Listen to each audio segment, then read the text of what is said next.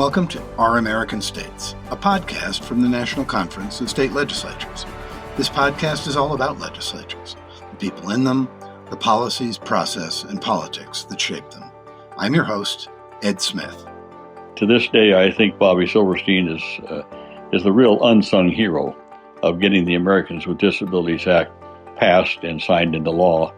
That was former Iowa Senator Tom Harkin talking about his longtime friend and former Senate staffer, Robert Bobby Silverstein. Silverstein was a legal powerhouse in the world of disability rights and often called the behind-the-scenes architect of the Americans with Disabilities Act, which became law in 1990. While Silverstein was very well known in the disability rights community, he never sought the spotlight. He was, however, credited with being a moving force not only behind the ADA, but more than 20 other pieces of federal legislation related to rights of people with disabilities. He also worked in recent years with state policymakers as they tried to help more people with disabilities enter the workforce. Silverstein died in late 2022 at age 73, and on this podcast, I spoke with friends and colleagues of Silverstein and his wife Lynn about what made him not only so effective, but so trusted and well-regarded in the disability community. Judy Heumann was a disability rights pioneer who spent decades as an activist and also worked in the Clinton and Obama administrations. I spoke with her just a couple of weeks before she died at age 75 on March 4th. She first met Silverstein when he was working with Senator Harkin on the Senate subcommittee that drafted the ADA. Bobby was, she said, a clear, decisive thinker who was a respectful listener. I think he very much, over the years played different roles. And in the role that I first met him in, when he was working with Senator Harkin, that was clearly, bringing the voices of disabled people together, working broadly in coalitions with other groups, listening, sharing, coaxing, cajoling, and at the end, with my words, like a kitchen cabinet, working on putting language together that met the needs as best possible of all the different communities that had to be supporting, the ADA. Silverstein's lifelong passion for civil rights and fairness became focused on disability rights early in his career. David Long was already an established attorney and working with the Lawyers Committee for Civil Rights Under Law when, in the early 1970s, he met Silverstein, who first worked with the group as an intern from Georgetown Law. He was obviously an exceptional intellect and a disciplined mind and extremely well organized. He could organize large volumes of facts better than almost anybody I've ever known in my career.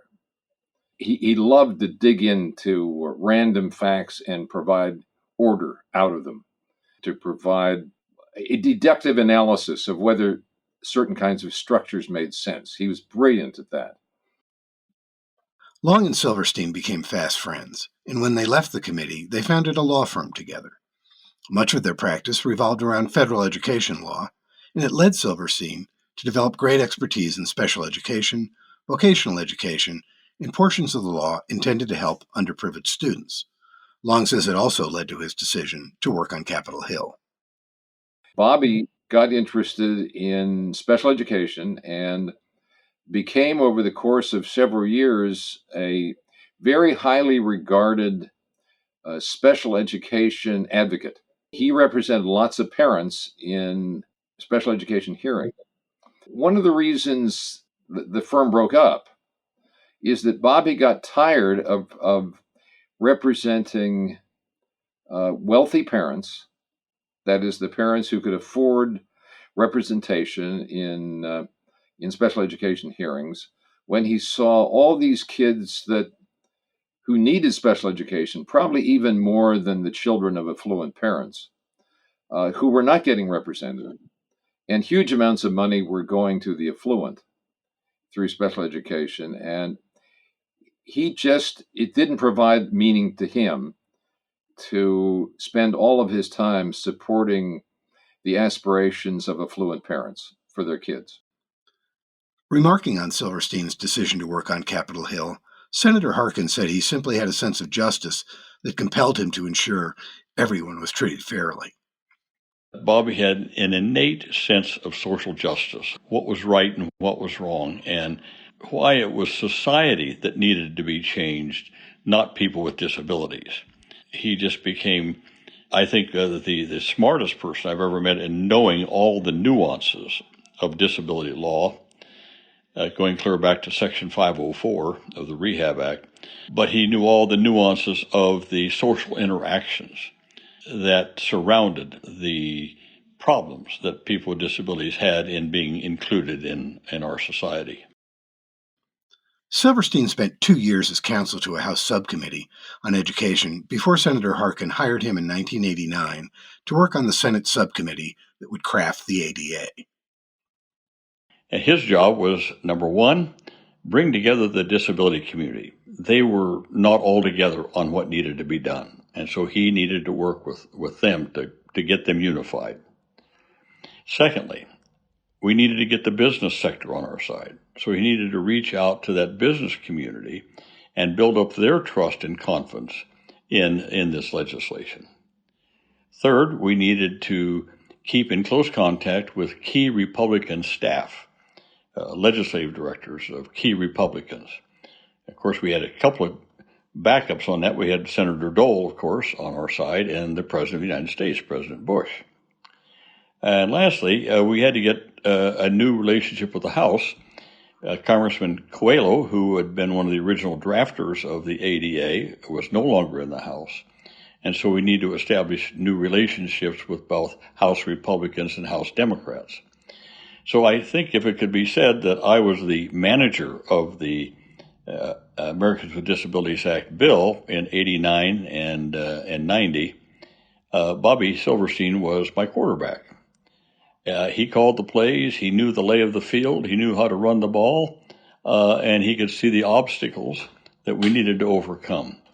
To this day, I think Bobby Silverstein is the real unsung hero of getting the Americans with Disabilities Act passed and signed into law on July 26, 1990. Silverstein's abilities as a negotiator were legendary, and one of the keys to his success in getting people to back a long line of legislative victories.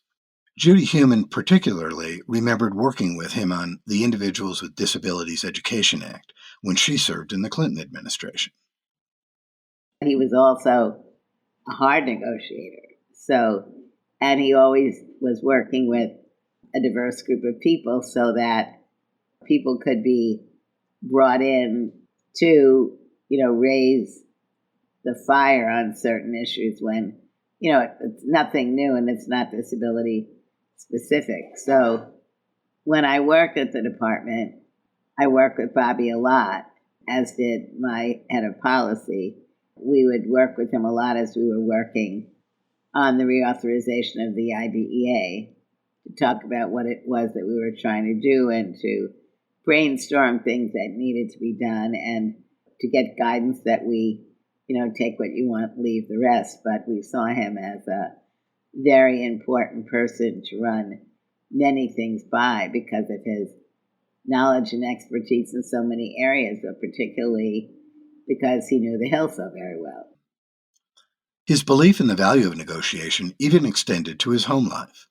His wife, Lynn, says he was very clear with their sons how they should handle disagreements.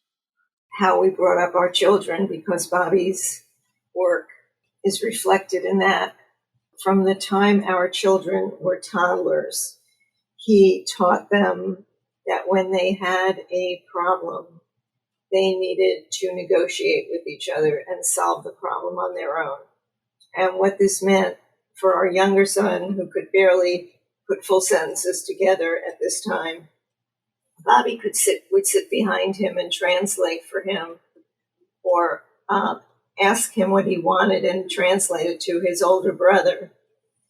So the idea was to build them as a team, that they wouldn't have to come and rely on us, and that they could learn some negotiation skills.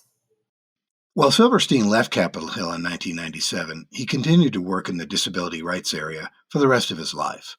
That included roles at George Washington University Medical Center and as director of the Center for Study and Advancement of Disability Policy.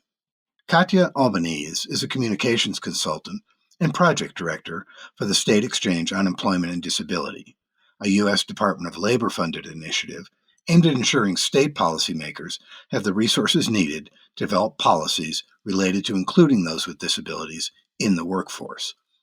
She was struck by his passion to share what he knew about disability policy with others. He is why I am doing the work that I do. He helped really guide me and teach me and share. He was a great teacher. Disability policy was something he was an expert in, but he wanted to make everyone also an expert in and passionate about. He was always teaching people, not just talking to them, really helping them understand the policy issues, the policy options, what the federal government was doing, what state government was doing, what a policy really meant, what the implications were. He was very thoughtful in the work that he did. And that's why you have so many people that will tell you that he was meant, but that speaks so highly about him. He had such impact because he was that mentor / teacher. What's more, Albanese said, was the work in the States was a new opportunity for Silverstein that he relished. This SEED initiative, he used to say, was like the pinnacle of his career. It was all the work that he had been doing leading up to a point. Like, he worked a lot on federal policy, of course, but then working in the States, it was just being able to take all that he knew and learned and kind of help the states take that information and really make an impact on people's lives, at the local level. While Silverstein was devoted to his work, his friends and wife all said he was even more devoted to his family. Lynn Silverstein said she and their 2 sons were always the priority. He was meeting with a very high-level person and a call came in from one of the kids or from me, he would say, "Excuse me a minute, I have to take this call." He made sure that although he worked incredible hours, that he would be home for dinner almost all the time. And if that meant going in at 2 a.m, he did that. He was totally present for all of our son's events. He had a tremendous commitment to us. The work Silverstein and countless others dedicated their lives to brought about huge changes in American society in terms of full participation, equal opportunity, access to physical places, access to the workplace, and jobs.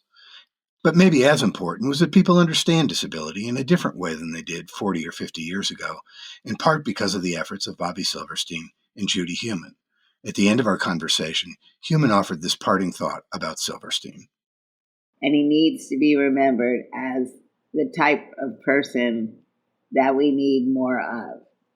I mean, he was a loving husband, a loving father, but he was also very committed to changing society. Defining anyone's legacy without the benefit of a long period of time to look back is difficult, but Senator Harkin is pretty clear about how Bobby Silverstein should be remembered. Bobby Silverstein's legacy can be seen if you just look around society. Anything that makes life easier and better and more inclusive for persons with disabilities is part of his legacy. Full participation, equal opportunity, independent living, economic self-sufficiency, the 4 goals of the ADA are out there, and Bobby Silverstein's fingerprints, his hand was involved in formulating all of it. So often in my 40 years in Congress, 30 in the Senate, and I say this is true of all senators, we get accolades for things that we do and major legislation we pass. But oftentimes it's the staff who really does the work and gets it done.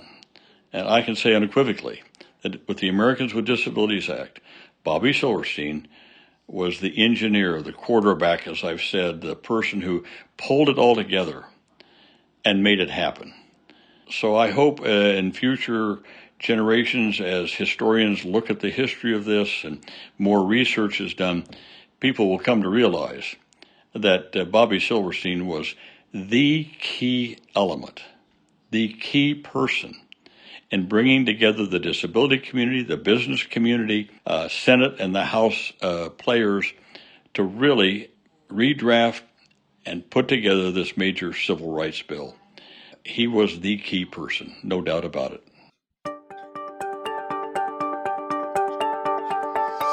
I've been talking with Katya Albanese, David Long, Tom Harkin, Judy Heumann, and Lynn Silverstein about the life and legacy of Robert Bobby Silverstein. Thanks for listening.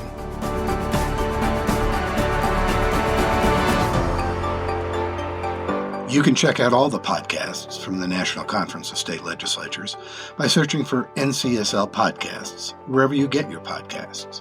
Tim Story, NCSL's CEO, hosts Legislatures, The Inside Story, where he focuses on leadership in legislatures. The Our American States podcast dives into some of the most challenging public policy issues facing legislators. On Across the Aisle, host Kelly Griffin tells stories of bipartisanship. Also check out our special series, Building Democracy, on the history of legislatures.